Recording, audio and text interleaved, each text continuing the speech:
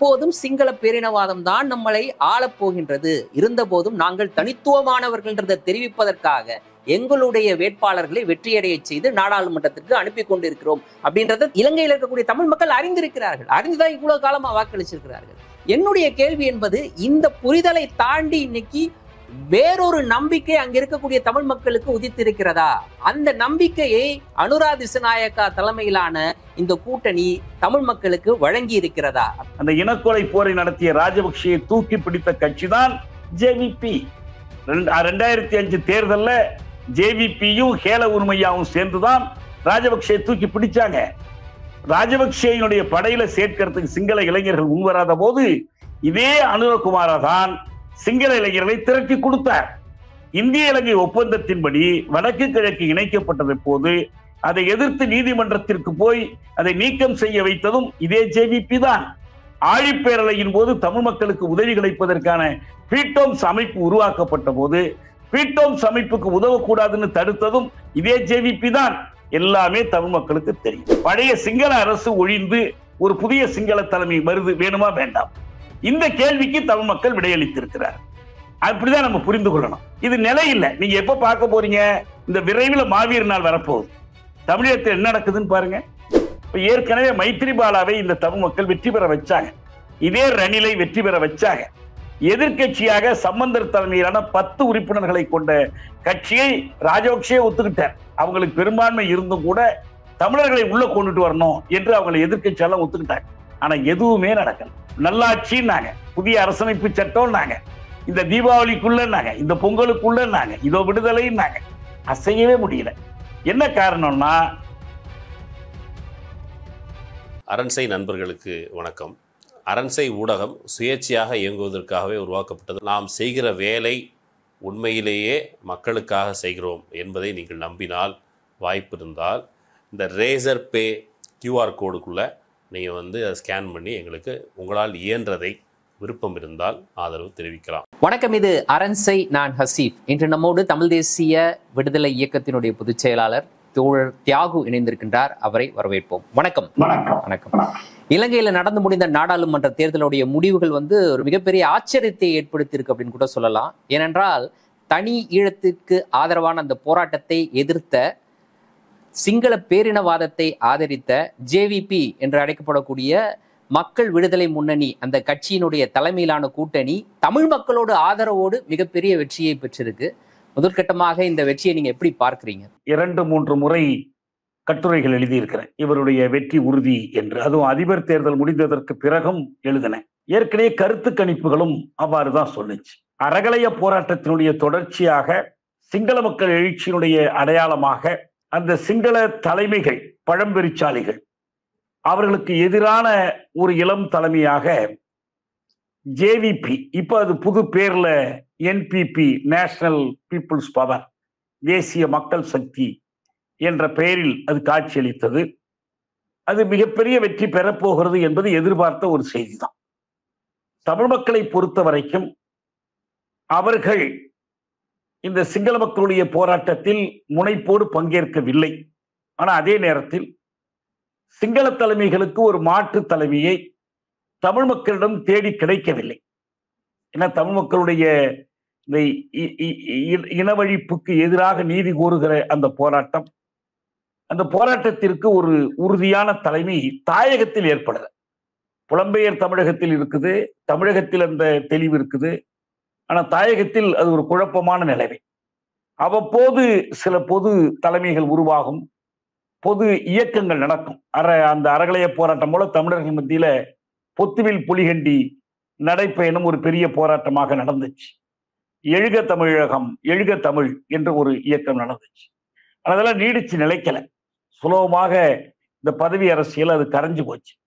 கடைசியா ஒரு நல்ல முயற்சி, அதிபர் தேர்தலின் போது ஒரு பொது வேட்பாளரை நிறுத்தினாங்க, ஒரு பொது கட்டமைப்பை ஏற்படுத்தி. அது ஒரு தெளிவான தேர்தல் அறிக்கையையும் முன்வைத்தது. நாமெல்லாம் அதுக்கு ஆதரவு கொடுத்தோம். ஆனா அது நீடிக்கல. ஏன்னா நிச்சயமா அதிபர் தேர்தலில் வெற்றி பெற முடியாது என்பது தெரிஞ்சுதான் நின்னோம். அந்த வேட்பாளரே அரியநேத்திரனே சொன்னார், நான் சிங்கள இலங்கையினுடைய ஜனாதிபதி ஆவதற்காக நான் நிக்கல. அதே நேரத்துல தமிழர்கள் ஒரு தனி தேசிய இனம், அவங்களுடைய சிக்கல் வேறு, சிங்கள மக்களுடைய சிக்கல் வேறு.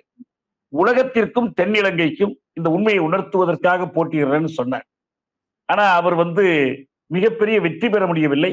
ஆனா ஒரு கணிசமான வாக்குகளை பெற்று காட்டினார். பார்க்க போனா இதே இவர் இருக்கிறாரு அதிபர், இப்ப இருக்கிற அதிபர் இருக்காரு அனுரகுமார் திசாநாயக்கா, அவரை காட்டிலும் தமிழ் பகுதிகளில் நம்ம பொது வேட்பாளர் தான் அப்ப அதிக வாக்குகள் பெற்றார். ஆனா அது தொடரல. இப்ப நாடாளுமன்ற தேர்தலில் அது தொடரவில்லை. எனவே இப்ப தமிழர்கள் மத்தியிலையும் அனுரகுமாருக்கு ஆதரவு கிடைச்சிருக்கு. மற்ற சிங்கள கட்சிகள் மறுதளிக்கப்பட்டது போலவே இந்த தமிழ் கட்சிகளுடைய தலைமைகள், மூத்த தலைமைகளும் நிராகரிக்கப்பட்டது. கஜேந்திரகுமார் பொன்னம்பலம், சிவஞானம் ஸ்ரீதரன், இந்த 2 பேரும் பெற்றிருக்கிற வெற்றி இந்த நெருக்கடியிலையும் ஒரு குறிப்பிடத்தக்க வெற்றி. வாக்குகள் குறைந்திருந்தாலும் கூட இவர்கள் மீண்டும் நேரடியான மக்கள் வாக்குகளின் மூலம் நாடாளுமன்றத்திற்கு செல்கிறார்கள். அதுபோல இன்னும் ஒரு 4 பேர் போறாங்க. மற்றபடி பட்டியல்ல போனாதான் உண்டு, வேற யாராவது ஒருத்தர் 2 பேர் போனாதான் உண்டு. இதான் இப்ப இருக்க நிலைமை. இப்ப இந்த பழசு எப்பயுமே ஜெயிக்கக்கூடியவர்கள் என்று கருதப்பட்டவர்கள்லாம் தோத்து போயிட்டாங்க. ஐயா இவர் இல்லை, இப்ப நம்ம சம்பந்தன் ஐயா இல்லை திரிகோணமலையில, இல்லைன்னா அவர் ஒரு இடம் எப்பயும் ஜெயிப்பார், அவர் தோத்து போயிட்டார். டக்ளஸ் சேவா தோத்து போயிட்டார், மற்ற சுமந்திரன் தோத்து போயிட்டார், மற்ற தலைமைகள் தோத்து போயிட்டாங்க. மொத்தத்தில் இது ஆச்சரியப்படத்தக்க ஒரு நிகழ்ச்சி அல்ல. ஏன்னா இது எதிர்பார்த்தோம் நம்ம. ஆனா இது முடிஞ்சு போற ஒரு செய்தி அல்ல. இது போல ஒரு தேர்தல்ல ஒரு நெகட்டிவ் ஓட்டு ஒரு கட்சியை பெரிய அளவுல வெற்றி பெற செய்வது என்பது நிறைய நடந்திருக்கு. இப்ப இந்தியாவில் நமக்கு நல்ல அனுபவம். 77ஆம் ஆண்டு நெருக்க நிலை முடிவில் வந்த அந்த தேர்தல், நெருக்க நிலை வேணுமா வேண்டாமா என்ற அடிப்படையில் வந்த தேர்தல், இந்திரா காந்தி தலைமையிலான காங்கிரஸ் கட்சி தென் மாவட்டங்களை தவிர வட மாவட்டங்கள் அனைத்திலும் முழுமையா தோற்றது. ஒரு இடம் கூட வெற்றி பெற முடியாமல் தோத்தாங்க 77. தமிழ்நாட்டை பொறுத்த வரைக்கும் 91 திராவிட முன்னேற்ற கழகம் கலைஞர் ஒருவரை தவிர பாக்கி எல்லா வேட்பாளர்களும் தோத்து போனாங்க. 96 ஜெயலலிதா உட்பட அதிமுக தலைவர்கள் எல்லாம் தோத்து போனாங்க. 4 இடம்தான் வெற்றி பெற்றார்கள். எனவே இது இந்த ஒரு ஆன்டி இன்கம்பன்சி, ஆட்சியில் இருப்பவர்களுக்கு எதிரான வாக்கு என்பது உண்டு. இலங்கையை பொறுத்த வரைக்கும் 2 வகையான ஆன்டி இன்கம்பன்சி இருக்கு. ஒண்ணு, சிங்கள மக்கள் சிங்கள தலைமைக்கு எதிராக அளித்த வாக்கு, அவங்களுடைய ஊழல், லஞ்ச ஊழல், வன்முறை அரசியல் எல்லாத்துக்கும் எதிராக மக்கள் ஒரு எழுச்சியோடு யாராவது ஒரு மாற்று தேடினாங்க. அந்த மாற்றாக அனுரகுமார் கிடைச்சார். தமிழ் மக்களை பொறுத்த வரைக்கும் இதுல ஒரு ஆன்டி இன்கம்பன்சி என்னன்னா, இந்த பழைய தலைமைகள் தமிழ் மக்களை ஏமாற்றி விட்டார்கள், அவர்களுக்கு நீதி கிடைக்க வழி செய்யல. அப்ப அதுக்கு மாற்று தலைமை இல்லை. அப்ப இயல்பாவே அந்த எதிர்ப்பை எப்படி வெளிப்படுத்தி இருக்கிறாங்கன்னா, இந்த சிங்கள மக்கள் யாரை தேர்ந்தெடுத்தார்களோ அவரை தேர்ந்தெடுப்பதன் மூலம் அவங்க காட்டியிருக்கிறாங்க. ஆனா தமிழ் மக்கள் எந்த விதமான தீர்வையும் இதன் மூலம் கிடைக்கும்னு எதிர்பார்க்கல, எதிர்பார்த்து வாக்களிக்கவும் இல்லை. அப்படி எதிர்பார்த்திருந்தால் அவர்கள் ஏமாற்றம் அடைவார்கள். ஏன்னா எந்த சிங்கள பேரினவாத தலைமையும் தமிழ் மக்களுக்கான தேசிய இன சிக்கலுக்கு ஒரு தீர்வை தர முடியாது என்பதுதான் உண்மை. சரி, இப்ப நீங்க சொல்ற அந்த ஆட்சிக்கு எதிரான கோபம் அப்படின்ற அந்த விஷயத்த இந்தியாவில், தமிழ்நாட்டில் நடந்தது, இந்திய அளவில் நடந்தது அப்படின்ற சில நிகழ்வுகளை நீங்க சுட்டி காட்டுறீங்க. அதை அப்படியே நேரடியாக இலங்கையில் பொருத்த முடியுமா அப்படின்றது முதல் கேள்வி. 2வது விஷயத்தை பொறுத்தவரைக்கும் நீங்களே சொன்னது போல 2 மாதங்களுக்கு முன்னர் நடந்த அதிபர் தேர்தலில் தமிழ் மக்கள் இதே கட்சியை புறக்கணித்திருக்கிறார்கள், இதே அனுர திசாநாயக்காவை புறக்கணித்திருக்கிறார்கள், பொது வேட்பாளருக்கு பெருவாரியான வாக்குகளை கொடுத்திருக்கிறார்கள். இந்த 2 மாசத்துல என்ன நடந்துச்சு? இந்த 2 மாசத்துல தமிழ் தலைமைக்கு மேல திடீர்னு தமிழர்களுக்கு என்ன கோபம் வந்தது, தலைகீழாக ஒரு மாற்றத்தை ஏற்படுத்தக்கூடிய வகையில? இந்த கேள்விக்கான பதில் என்ன? இந்தியாவினுடைய எடுத்துக்காட்டுகள் இலங்கைக்கு அப்படியே பொருந்துமா? அப்படியே பொருந்தாது. முதல் விஷயம் நல்லா நம்ம புரிஞ்சுக்கணும், ரொம்ப அடிப்படையான ஒரு உண்மை. என்னது? ஒன்றுக்கு மேற்பட்ட தேசிய இனங்கள் வாழக்கூடிய எந்த ஒரு நாட்டிலும் ஜனநாயகம் என்பது ஒருவருக்கு ஒரு வாக்கு, ஒரு வாக்குக்கு ஒரு மதிப்பு என்ற அடிப்படையில் நிறைவேற முடியாது. ஏன்னா வரலாற்றில் முதல் முறையாக இலங்கையில் 1930களின் தொடக்கத்தில் டோனமோர் சீர்திருத்தங்கள் கொண்டு வரப்பட்டது. டோனமோர் சீர்திருத்தம்ங்கிறது என்னன்னா, யுனிவர்சல் அடல்ட் பிரான்சைஸ், வயது வந்த அனைவருக்கும் வாக்குரிமை. இது உலகத்திலேயே ஒரு காலனி நாடாக இருக்கும் போதே இந்த சீர்திருத்தம் கொண்டு வரப்பட்ட முதல் நாடு இலங்கை தான். அன்னைக்கு இந்தியாவில் யுனிவர்சல் அடல்ட் பிரான்ச்சைஸ் இல்லை. 50ஆம் வருஷத்திய அரசமைப்பு சட்டம் வருகிற வரைக்கும் இந்தியாவில் வயது வந்த அனைவருக்குமான வாக்குரிமை கிடையாது. படித்தவர்கள், சொத்துடையவர்கள், பட்டா வைத்திருப்பவர்கள், இப்படிதான் இருந்துச்சு. ஆனா இலங்கையில முதலாக 30களில் வந்துச்சு. அது வந்த போது தமிழர்களுடைய ஒரு தலைவராக இருந்த பொன்னம்பலம் ராமநாதன் சொன்னார், டோனமோர் தமிழ் ஸ்னோமோர். டோனமோர் வந்துச்சு, தமிழ செத்தான் என்று இதுக்கு அர்த்தம். ஏன் இதான் புரிஞ்சுக்கணும். வயது வந்த அனைவருக்குமான வாக்குரிமை என்பது அரசியல்ல ஒரு முற்போக்கான ஜனநாயக சீர்திருத்தம். ஆனா ஏன் தமிழர்களுக்கு அது எதிராக போகுதுன்னா, அங்கு 75 விழுக்காடு சிங்கள மக்கள், 25க்கு குறைவாகத்தான் தமிழ் மக்கள். அப்ப இயல்பாவே ஒருவருக்கு ஒரு வாக்கு என்றால் பெரும்பான்மையினுடைய ஆட்சி நிலைநாட்டப்படும் என்று பொருள். தமிழர்களுக்கு ஒரு பாதுகாப்பும் இருக்காது என்று பொருள். அன்று முதல் இன்று வரை இந்த அமைப்பு தான் அங்க நீடிக்கிறது. அதுக்குதான் இதை என்ன சொல்றோம்னா, it is not a democracy but an இத்னோக்ரஸின்னு சொல்றோம். இது ஒரு இத்னோக்ரஸி. இலங்கை ஒரு இத்னோக்ரஸி, அது டெமோக்ரஸி அல்ல என்ற புரிதலோடு அணுகினால் மட்டும்தான் நாம் இந்த இலங்கையினுடைய தேர்தல் வரலாற்றை புரிந்து கொள்ள முடியும். இப்ப இங்கேயே இந்தியாவில் ஒண்ணு நம்ம கற்பனை பண்ணி பார்ப்போம். இந்துக்கள் பெரும்பான்மையா இருக்கிறாங்க, மற்ற மதத்தவர்கள் சிறுபான்மையா இருக்கிறாங்க. இந்துக்கள் முஸ்லிம்கள் எல்லோரும் ஒரு ஓட்டு, ஒரு மதிப்பு, அந்த அடிப்படையில் இந்த நாட்டினுடைய மதமோ மதச்சார்பின்மையோ தீர்மானிக்கப்படும் என்று சொன்னால் என்ன ஆகும்?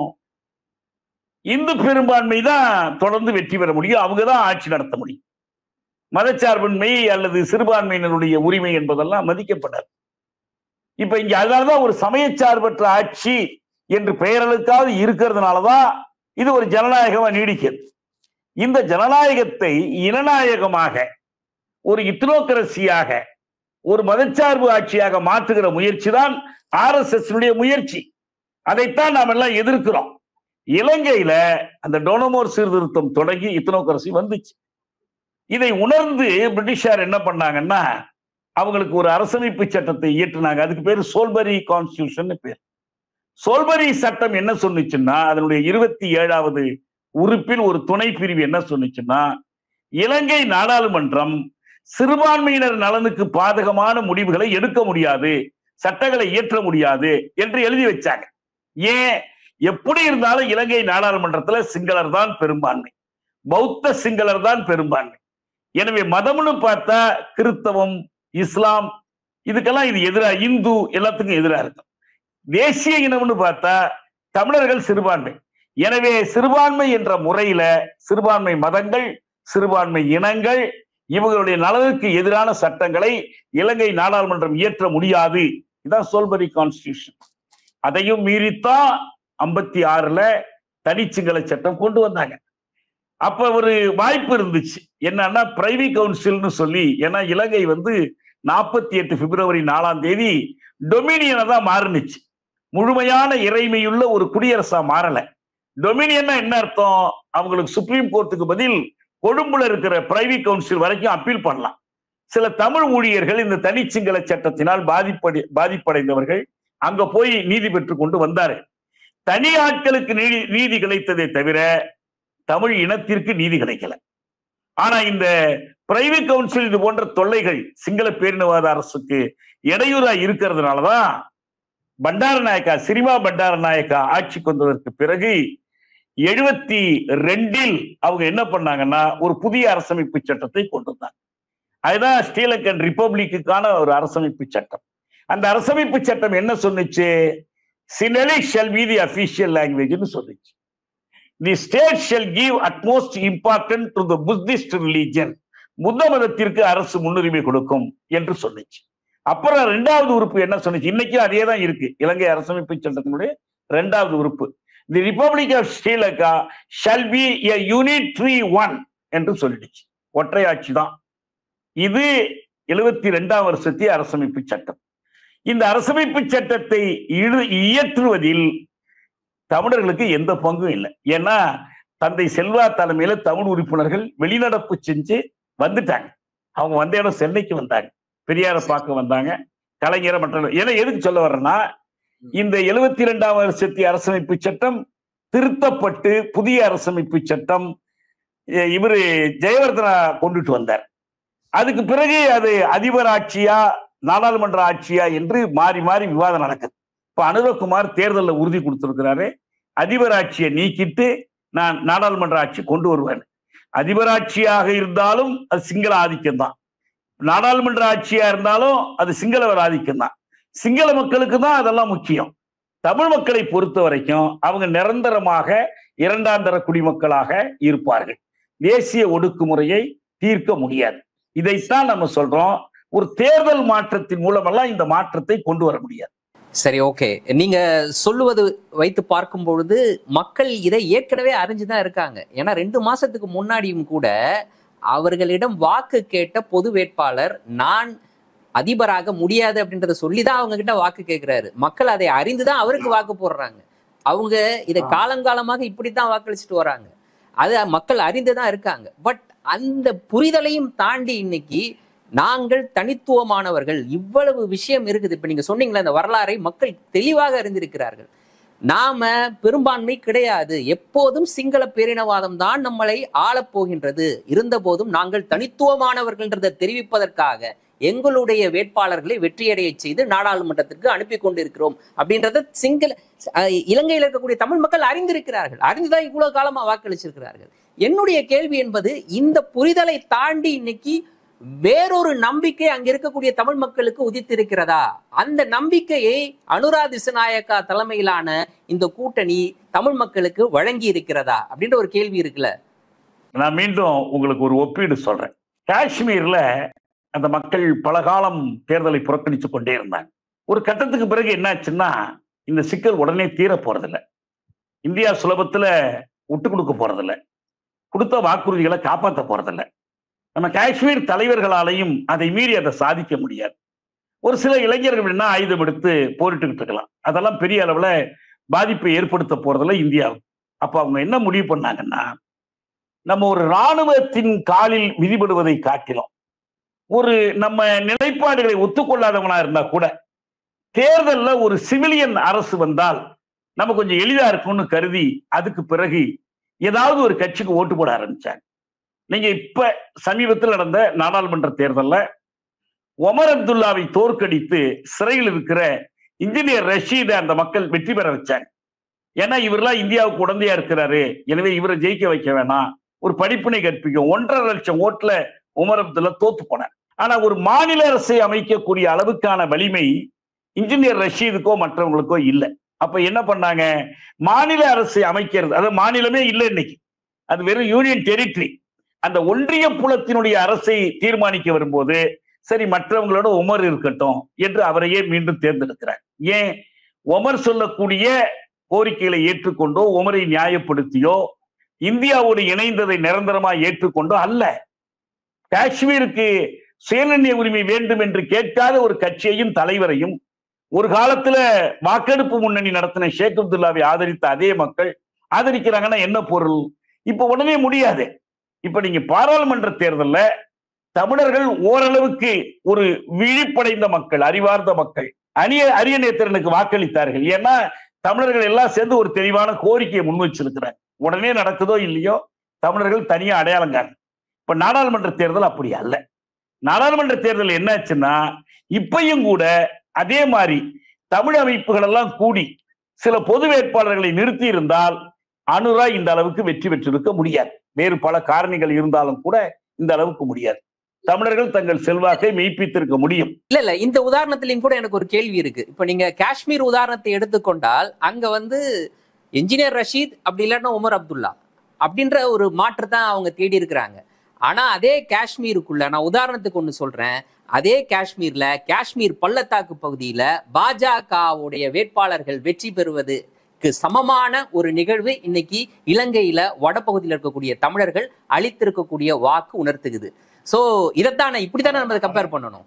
இல்ல இந்த கள நிலைமை என்பதை நம்ம புரிஞ்சுக்கணும். ஏன்னா இன்னொன்னு புரிஞ்சுக்கிடுங்க, ரஷீதும் ஒமர் அப்துல்லாவும் ஒரு தொகுதியில போட்டி போட்டுக்கிட்டு இருக்கிற அதே நேரத்துல காஷ்மீர் பள்ளத்தாக்குல இந்தியாவினுடைய ஆகப்பெரிய கட்சி பாஜக வேட்பாளரை நிறுத்தல. அமித்ஷாட்ட கேட்ட போது ஃபீல்டு ரியாலிட்டிஸ் நாங்க புரிஞ்சுக்கிட்டு இருக்கிறோம்னு சொன்னார். கள மெய்மைகளை கள உண்மைகளை அடிப்படையா வச்சுன்னு. அது அங்க உள்ள கள உண்மை. இங்க உள்ள கள உண்மை என்ன? இங்க உள்ள கள உண்மை, தமிழர்களுக்குள்ள தெளிவா இந்த கோரிக்கைகளை நிரந்தரமா வலியுறுத்தக்கூடியவர்கள் ஒரு சிலர் இருக்கிறாங்க, ஒரு சிலர் இல்லை. அப்படி ஒரு சிலர் இருந்தாலும் அவர்கள் வெற்றி பெறக்கூடிய அளவுக்கு ஒரு நாடாளுமன்றத்தில் போய் ஒரு எதிர்க்கட்சியா வரக்கூடிய அளவுக்கு இல்லை. இப்ப ஏற்கனவே மைத்ரிபாலாவை இந்த தமிழ் மக்கள் வெற்றி பெற வச்சாங்க, இதே ரணிலை வெற்றி பெற வச்சாங்க. எதிர்கட்சியாக சம்பந்தர் தலைமையிலான 10 உறுப்பினர்களை கொண்ட கட்சியை ராஜபக்சே ஒத்துக்கிட்டார். அவங்களுக்கு பெரும்பான்மை இருந்தும் கூட தமிழர்களை உள்ள கொண்டுட்டு வரணும் என்று அவங்களை எதிர்கட்சியெல்லாம் ஒத்துக்கிட்டாங்க. ஆனா எதுவுமே நடக்கல. நல்லாட்சின்னாங்க, புதிய அரசமைப்பு சட்டம்னாங்க, இந்த தீபாவளிக்குள்ளன்னாங்க, இந்த பொங்கலுக்குள்ளன்னாங்க, இதோ விடுதலைன்னாங்க. அசையவே முடியல. என்ன காரணம்னா சிங்கள பேரினவாதம் தங்கி நிற்பது இந்த ரணிலிடமோ அல்லது அனுரகுமாரிடமோ சஜித் பிரேமதாசாவிடமோ அல்ல, சிங்கள பெருமக்களிடம், வெகு மக்களிடம். அந்த வெகு மக்கள் என்ன செய்வாங்கன்னா சிங்கள பேரினவாதத்திற்கு மாறான யாரையும் தேர்ந்தெடுக்க மாட்டார். அனுரகுமார் தனிப்பட்ட முறையில இராணுவத்தை திரும்ப பெற்றுக் கொள்ளலாம்னு விரும்பலாம். என்ன பண்ணாரு? ஆட்சிக்கு வர்றதுக்கு முன்னால பயங்கரவாத தடை சட்டத்தை நாங்க வந்தோன்னு கைவிடுவோம்னார். இப்ப என்ன அறிவிச்சிருக்காரு? முடியாதுன்ட்டார். Anti terrorist act terrorism prevention act அப்படியே தான் இருக்கும். பிடிஏ பிரிவென்ஷன் ஆஃப் டெரரிசம் ஆக்டா நாங்க மாற்ற முடியாது என்று இப்ப சொல்லிட்டார். ஐநா வரைக்கும் போய் உறுதி கொடுத்ததுதான் இதெல்லாம். அதனால சிங்கள பேரினவாதத்தினுடைய விளைவு, அதனுடைய ரசாயனம், வேதியியல் அப்படிப்பட்டது. அது விடாது. அவங்க அந்த மக்கள் மத்தியில அந்த அளவுக்கு ஒரு ஜனநாயகத்தன்மை, தமிழினத்தை மதிக்கிற ஒரு இனப்படுகொலைக்கு ஆளான இனம். இப்ப என்ன, அனுரகுமார் இந்த இனப்படுகொலைக்காக ராஜபக்சே தான் பண்ணாரு, என்னை எதுக்கு குற்றம் சொல்றீங்கன்னு கேட்கிறவரு அதற்காக ஒரு வருத்தம் தெரிவிக்கல. அந்த இனக்கொலை போரை நடத்திய ராஜபக்சேயை தூக்கி பிடித்த கட்சி தான் ஜேவிபி. 2005 தேர்தல்ல ஜேவிபியும் ஹேல உரிமையாவும் சேர்ந்துதான் ராஜபக்சே தூக்கி பிடிச்சாங்க. ராஜபக்சேயினுடைய படையில சேர்க்கிறதுக்கு சிங்கள இளைஞர்கள் முன்வராத போது இதே அனுரகுமாரா தான் சிங்கள இளைஞர்களை திரட்டி கொடுத்தார். இந்திய இலங்கை ஒப்பந்தத்தின்படி வடக்கு கிழக்கு இணைக்கப்பட்டது போது அதை எதிர்த்து நீதிமன்றத்திற்கு போய் அதை நீக்கம் செய்ய வைத்ததும் இதே ஜேவிபி தான். ஆழிப்பேரலையின் போது தமிழ் மக்களுக்கு உதவி கிடைப்பதற்கான பீட்டோம்ஸ் அமைப்பு உருவாக்கப்பட்ட போது பீட்டோம்ஸ் அமைப்புக்கு உதவக்கூடாதுன்னு தடுத்ததும் இதே ஜேவிபி தான். எல்லாமே தமிழ் மக்களுக்கு தெரியும். அவர் சொல்றாரு அனுரகுமார், போனது போகட்டும், கடந்த காலத்தை மறந்துருங்க, எதிர்காலத்தை பற்றி கவலைப்படுங்க. அதாவது தண்ணீர மூழ்கி கொண்டிருக்கிற ஒருவனுக்கு ஒரு துரும்பும் தெப்பமாக தெரியும். தமிழ் மக்கள் இனவழிப்புக்கு பிறகு, முள்ளிவாய்க்கால் இனவழிப்புக்கு பிறகு சோர்ந்து போய் கிடக்கிறார்கள். அவர்களுக்கு ஒரு மாற்று வழி காட்டுவதற்கான தலைமை தாயகத்தில் இன்னும் உறுப்பேறல. நிலையா நம்பி தனிப்பட்ட சில பேர் உறுதியா நிக்கிறதுனாலதான் இந்த நெருக்கடி கடையிலையும் இப்ப கஜேந்திரகுமார் பொன்னம்பலம் தெளிவா அறிவிச்சிருக்க, இது ஒரு நாடு இரு தேசங்கள், இந்த அடிப்படையில் தான் நாம் தீர்வு காண முடியும். நாடாளுமன்ற அவர் அதிபர் தேர்தலையே புறக்கணித்தார். தொடர் நீங்க சொல்ல வர்றது எனக்கு ரொம்ப தெளிவா புரியுது. அவர்களை பொறுத்தவரை வேறு வழி இல்லை, வேறு வழி இல்லாமல் இப்படிப்பட்ட ஒரு முடிவை எடுக்கிறார்கள். அந்த வேறு வழி இல்லை அப்படின்ற போது அவர்களுக்கு மாற்றாக இருக்கக்கூடிய தமிழ் வேட்பாளர்களில் சிறந்தவர்கள் யார் அப்படின்னு தேர்ந்தெடுத்து வாக்களிப்பதுதான் வேறு வழி இல்லாமல் அவர்கள் செய்வது. ஏன்னா உண்மையிலேயே அவர்கள் பட்ட காயத்தை இன்னும் மறக்காமல் இந்த ஒருங்கிணைந்த இலங்கைக்குள் உரிமைகளோடு வாழ முடியாது அப்படின்றத அவர்கள் உண்மையாக அறிந்திருந்தால் நிச்சயமா இருக்கக்கூடிய வேட்பாளர்கள் ஒரு மாற்று வேட்பாளர் தானே தேர்ந்தெடுப்பாங்க. அதை தாண்டி யார் ஒடுக்குகிறார்களோ அவர்களில் இருந்து ஒருவரை தேர்ந்தெடுத்திருக்கிறாங்க அப்படின்னா அந்த மக்களினுடைய என்ன மாற்றம், அங்க என்ன மாற்றம் நடந்திருக்கு, அவங்களுடைய மனதுல என்ன மாற்றம் நடந்திருக்கு அப்படின்றத புரிந்து கொள்ள வேண்டிய தேவை இங்க இருக்குல்ல. அதாவதுங்க, இனச்சிக்கலை உடனடியா தீர்க்க முடியாது, இனவழிப்புக்கு உடனே நீதி பெற முடியாது. ஐக்கிய நாடுகள் அமைப்புல ராஜபக்சே எடுத்த நிலைப்பாடும் இன்னைக்கு இருக்கிற அனுரா அமைப்பு எடுக்கிற நிலைப்பாடும் ஒண்ணுதான். அண்மையில் ஒரு தீர்மானம் வந்துச்சு, அதே நிலைப்பாடு தான் இவர் எடுக்கிறார். இது எல்லாத்தையும் பார்க்கிறாங்க. இது எல்லாம் எதுவுமே உடனடியா சாதிக்க முடியும் என்ற நம்பிக்கை அவர்களுக்கு இல்லை. They are disillusioned. நம்பிக்கை குலைந்து போயிருக்கிறாங்க. எனவே இப்போதைக்கு இந்த இருக்கிற ஆட்சிக்கு வர்ற வாய்ப்பு இருக்கணும். தமிழ் மக்கள் மத்தியிலேருந்து ஒருத்தர் போய் ஆட்சிக்கெல்லாம் போக முடியாது, நாடாளுமன்றத்துக்கு போய் பேசிட்டு இருக்கலாம். அதுல இருக்கிறதுல யார் வாய்ப்புன்னு அவங்க தேர்ந்தெடுக்கிறாங்க. அவங்க காலப்போக்கில் உணர்வார்கள் இந்த மயக்கம் தவறானது. அப்படி ஒன்றும் நம்ம இனச்சிக்கல் தீராமல் பொருளியல் சிக்கலோ மற்றதோ தீர போறதில்லை. இலங்கையினுடைய மையமான முரண்பாடே தேசிய முரண்பாடு தான். அதுதான் சிங்கள மக்களே உணர வேண்டிய உண்மை. ஏன் பொருளாதார நெருக்கடி ஏற்பட்டுச்சு? ராணுவத்துக்கு செலவிட்டதால் ராணுவத்துக்கு ஏன் செலவிட்டார்கள்? இந்தியாவோடு போரிட்டார்களா? அமெரிக்காவோடு போரிட்டார்களா? இல்ல, சொந்த மக்கள் தலையில் கொண்டு போடுவதற்காக செலவிட்டார்கள். அந்த ராணுவத்திற்கான செலவை இன்னைக்கும் குறைக்கல, ராணுவ இருப்பை குறைக்கல. இன்னைக்கும் வடக்கு கிழக்கில் அது கால்பரப்பி நின்று கொண்டிருக்கிறது. ராணுவம் யாரும் கிட்ட நெருங்க பயப்படுறாங்க. கடுமையான குற்றச்சாட்டுகள் இருக்கு ராணுவ அதிகாரிகள் மேல, நடவடிக்கை எடுக்க பயப்படுறாங்க. அப்படி ஒரு மனநிலையில இருக்கிற மக்கள்கிட்ட நாம் இப்போதைக்கு சரி, இவர் இளைஞர், ஏதோ இடதுசாரி அரசியல்லாம் பேசுறாரு, எல்லா மக்களையும் ஒன்னா சமமா பாவிக்கிறேன்னு சொல்றாரு. இதை சொல்லக்கூட பயந்தாங்க கோட்டபய ராஜபக்சே. எனக்கு சிங்கள மக்கள் தானே ஓட்டு போட்டார்கள், நான் ஏன் தமிழ் மக்களை பற்றி கவலைப்பட வேண்டும் என்று பேசியவர் தான் கோட்டபய. இதை தான் நான் சுட்டிக்காட்ட விரும்புறேன். இதற்கு முன்னர் தமிழ் மக்களை சந்தித்த எந்த ஒரு சிங்கள தலைவரும் சொல்லாத ஒரு விஷயத்தை அனுரா சொல்லி இருக்கிறாரு. அது தமிழ் மக்களை கவர்ந்திருக்கிறது அப்படின்னு நம்ம இதை பார்க்கலாமா? நாம் எல்லாம் ஒற்றுமையாக இருப்போம், நாம் எல்லாம் ஒரே மக்கள், உங்களுடைய நிலம் உங்களுக்கு திருப்பி கொடுக்கப்படும், இந்த மாதிரியான வாக்குறுதிகள் இதற்கு முன்னர் இருந்த சிங்கள அரசுகளால் கொடுக்கப்படவில்லை. அனுரா தலைமையில் கட்டமைக்கப்பட்ட கூட்டணி அப்படின்றது வெறும் அரசியல் கட்சிகளை மட்டும் ஒருங்கிணைக்காமல் சமூக இயக்கங்கள், தொழிற்சங்கங்கள், மாணவர் அமைப்புகள், இளைஞர் அமைப்புகள், இப்படிப்பட்ட அமைப்புகளை ஒருங்கிணைத்து இதற்கு முன்னர் இலங்கை காணாத வகையில ஒரு கூட்டணி கட்டப்பட்டிருக்கு. இதன் மீது தமிழ் மக்களுக்கு ஈர்ப்பு ஏற்பட்டிருக்கு. அதன் அடிப்படையில் தமிழ் மக்கள் வாக்களித்தார்கள். புரிந்து கொள்ளலாமா? புரிஞ்சுக்கலாம். நான் ஒண்ணு சொல்றேன். தமிழ் தலைமைகள் மீதான என்னுடைய குற்றாய்வுகளில் ஒரு விமர்சனம் என்னன்னா, அறகலையா போராட்டம் சிங்கள மக்கள் நடத்துகிற போது அதில் முனைப்புடன் பங்கேற்க விடாமல் தமிழர்களை தடுத்துட்டாங்க.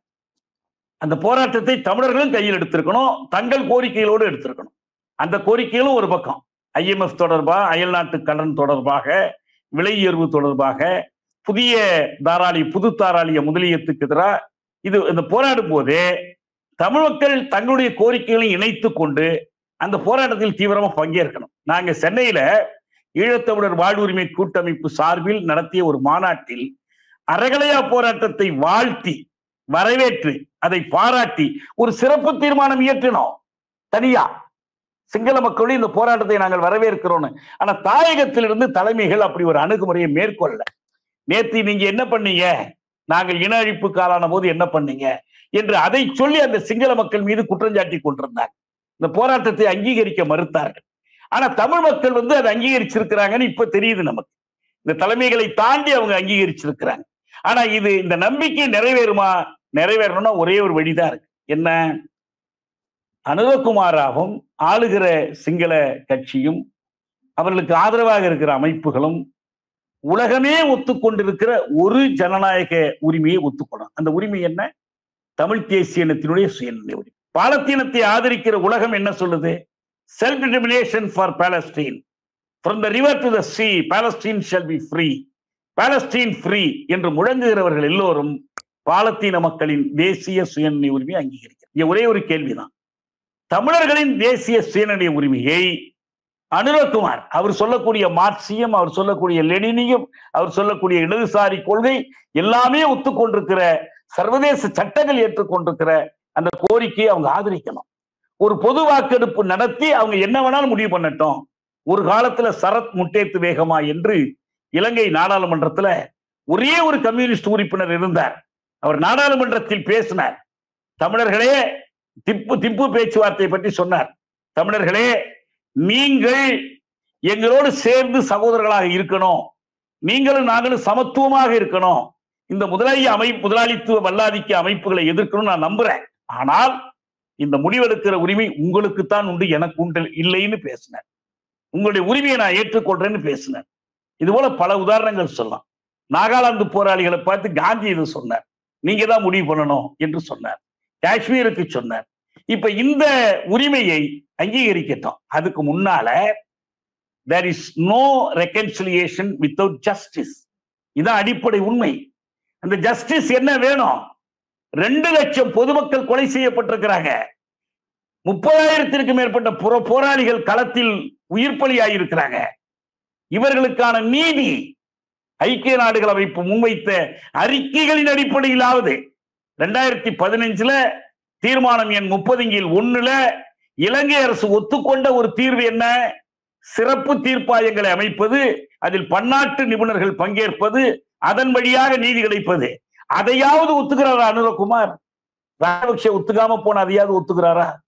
இதையெல்லாம் ஒத்துக்கொண்டு நடவடிக்கை எடுத்தால் இதுல இருந்து ஒரு தீர்வை நோக்கி போகலாம். நீங்க முன்வைக்கக்கூடிய இந்த கோரிக்கைகள் எல்லாமுமே இன்னைக்கு அங்கு வாழக்கூடிய, இலங்கையில் வாழக்கூடிய, வடபகுதியில் வாழக்கூடிய தமிழ் மக்களுடைய மனதிலும் இருக்கும் அப்படின்னு நம்ம வச்சுக்கிட்டோம் அப்படின்னா, அவர்கள் இந்த வாக்குறுதியை கொடுக்காத, இல்லைன்னா இந்த வாக்குறுதியை அவர் நிறைவேற்ற மாட்டார் அப்படின்னு நம்பக்கூடிய ஒரு நபருக்கு இன்னைக்கு வாக்களித்திருப்பார்களான்ற ஒரு கேள்வி இருக்குல்ல.